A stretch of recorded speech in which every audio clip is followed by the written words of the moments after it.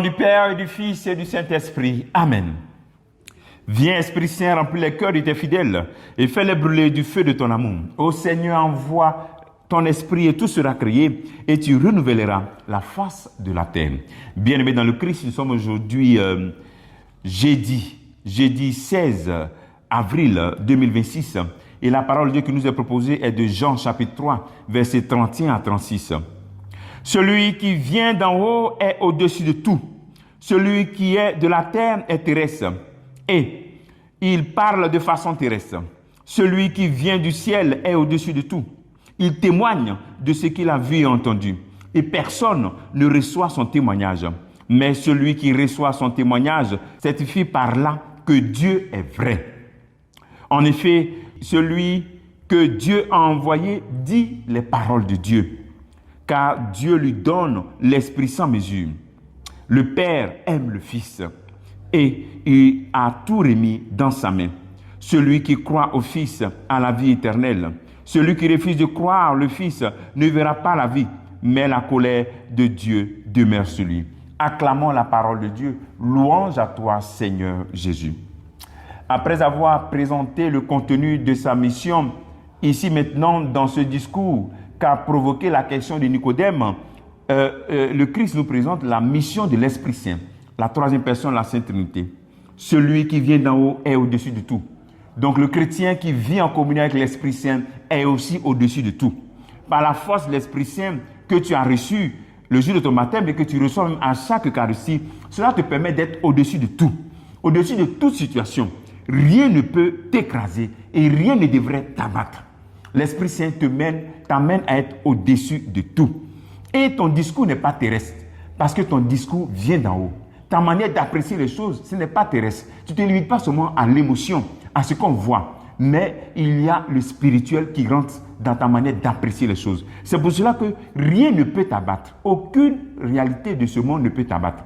C'est seulement lorsque tu es loin de Dieu que tu es un peu abattu. Tu pleures ton péché et tu vas rapidement te réconcilier avec ton Père. La deuxième attitude que l'Esprit Saint nous donne lorsqu'on est en communion avec l'Esprit Saint, c'est le témoignage de vie. Celui qui reçoit l'Esprit Saint, il certifie que son témoignage est vrai. L'Esprit Saint t'aide à témoigner, te donne le goût du témoignage. C'est-à-dire que tu présentes ce que tu as reçu. L'Esprit Saint est pur, l'Esprit Saint est clarté.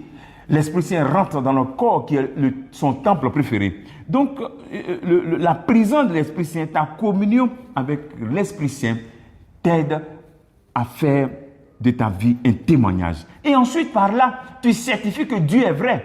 C'est-à-dire qu'on est chrétien, c'est pas que, Dieu, c'est quelqu'un qui est loin, on ne peut pas... Non, mais Dieu est vrai et proche de nous. C'est de ça qu'il s'agit. Voilà. Et la troisième attitude que l'Esprit Saint nous accorde lorsque nous vivons en communion avec lui, c'est l'attitude de la révélation. Après avoir mis tout au-dessus, l'Esprit Saint au-dessus de tout, et que tu es capable de donner des paroles qui ne sont pas seulement des paroles humaines, des paroles inspirées par la parole de Dieu, que tu rends témoignage de la parole de Dieu, tu rentres aussi dans la révélation. Dans la révélation sur ta vie, dans la révélation de ce que l'Esprit Saint voit et entend avec le Père et le Fils. L'Esprit Saint te révèle ce qu'il a vu et entendu auprès du Père. Mais comment? Mais il y a des attitudes, des dispositions préalables. La première disposition, c'est la disposition de la repentance, d'accepter ton humanité, ton histoire, et de faire rentrer ton humanité, ton histoire dans l'histoire du salut, pour que ton humanité, ton histoire devienne histoire d'amour de Dieu pour toi personnellement. Donc, c'est la repentance. Et donc, cette attitude te pousse donc à l'adoration. À l'adoration, tu contemples ton Dieu, tu l'aimes et tu savoures sa présence. Cette adoration du Dieu unique te pousse aussi à des décisions, à des sacrifices. Tu dois sacrifier des choses pour montrer que tu aimes Dieu, pour montrer qu'il est au-dessus de tout dans ta vie. Parce que lui-même, il a accepté que son Fils, Jésus-Christ, meure pour nous. Se sacrifie pour nous réconcilier avec lui. Alors donc, sacrifie quelque chose pour montrer ton amour, l'amour que tu as pour Dieu. Ensuite, ces dispositions devraient te pousser donc à devenir comme un lion, comme un feu brûlant de l'amour de Dieu, du zèle d'annoncer la parole de Dieu, de parler de Dieu, Donc tu es comme un lion, tu rugis, tu parles de Dieu. Et cette voix rentre dans le cœur. Quand le lion rugit, tu veux ou tu ne veux pas, tu entends. Et donc c'est ça, comme un feu qui brûle en toi. Et quand tu rentres à ce niveau d'être ce lion qui rugit, qui parle de Dieu, maintenant tu atteins le niveau de la révélation, comme l'aigle, tu vois, tu comprends les choses divines et même tu es capable de voir et d'anticiper les choses divines. Et tout cela devrait te conduire à la dernière valeur de la communion à l'Esprit Saint, qui est la vie éternelle. La communion à l'Esprit Saint augmente ton désir de la vie éternelle. Voilà. La mort devient comme une porte à la vie. Voilà. Et donc, tout cela va t'éviter à ne pas rentrer dans la colère de Dieu parce que tu es dans la vie, tu aimes et tu te prépares pour cette vie éternelle que tu vis déjà sur terre et que tu vas continuer à vivre au ciel.